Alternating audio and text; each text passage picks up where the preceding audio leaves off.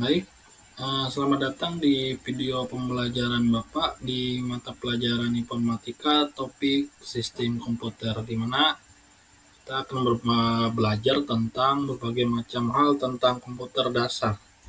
Nah, ini kita akan masuk ke sistem, di mana sistem adalah suatu kesatuan yang berfungsi untuk melakukan pekerjaan. Nah, di mana ini tujuannya ada satu aja, misalnya dia sistemnya bekerja sama untuk mendapatkan sesuatu. Nah, jadi komputer juga seperti itu, ada sistemnya.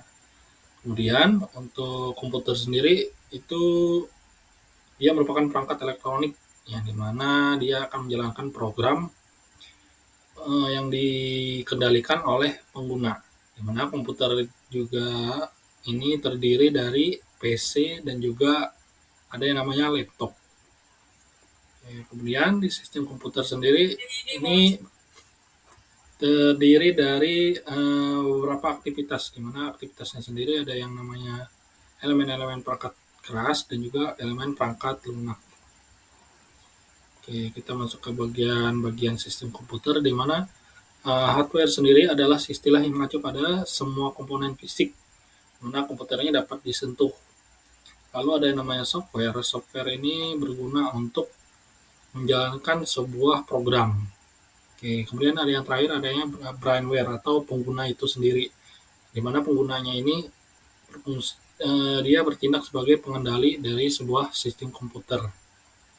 Oke, ini adalah anatomi dari sebuah sistem komputer, di mana terdiri dari 3, yaitu hardware, software, dan brainware.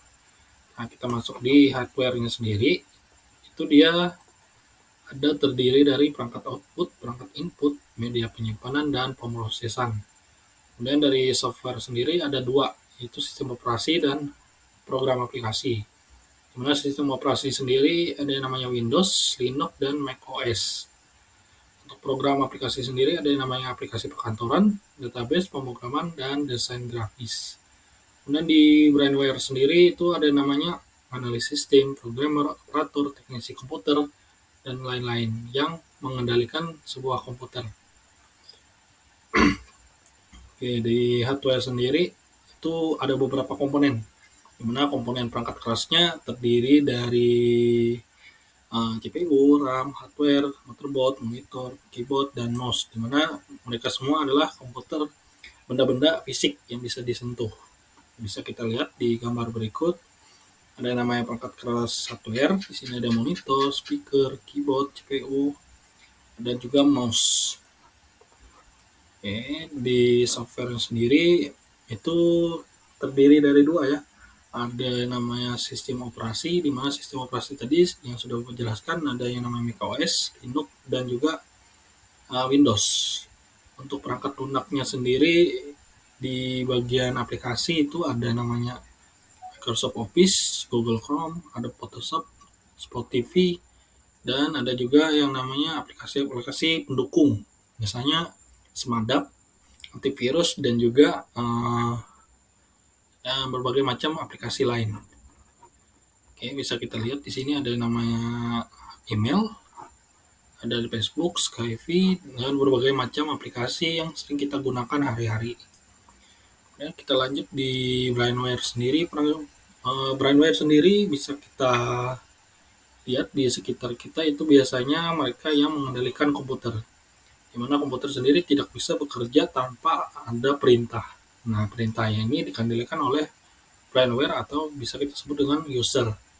User sendiri ini dia harus memiliki pengetahuan tentang komputer, di mana komputer sendiri itu terdiri dari perangkat lunak dan juga perangkat keras. Jadi dia harus membidangi kedua bidang tersebut.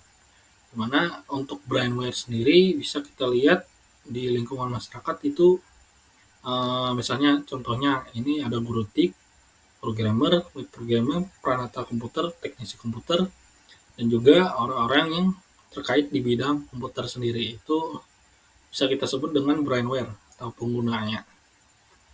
Oke. Kemudian di brainware ini contohnya ini dia sedang mengendalikan komputer.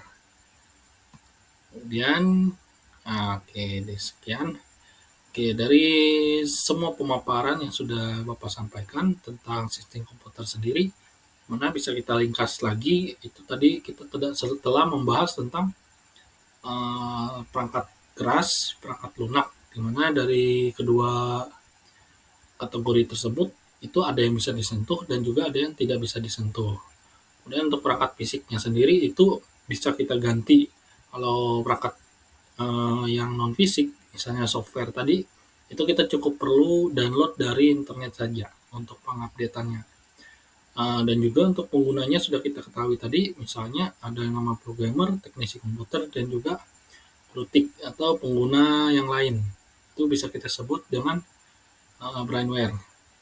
Oke, sekian dari pembelajaran kita hari ini. Cukup sekian dan terima kasih.